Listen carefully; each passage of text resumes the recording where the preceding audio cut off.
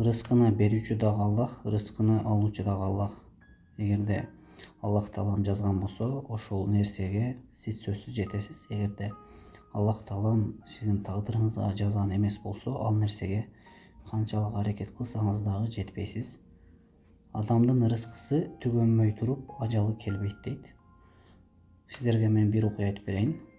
Bir kişi tereң bir кудукка түшүп кетет да, элдерден жардам сурап, үнүнүн жетишинче кыйкырат.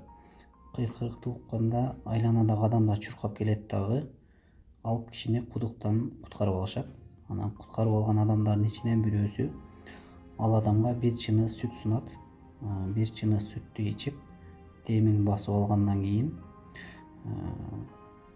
туруп калганда адамдардан бирөөсү ал кудукка кантип түшүп кеткенин, чоо жайын сурайт.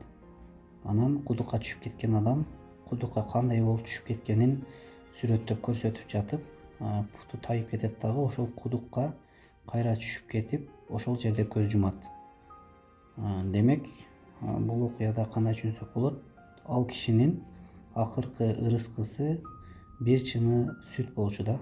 Ошол бир чыны сүттү ичти, анан кайра ошол кудукка түшүп жан берди.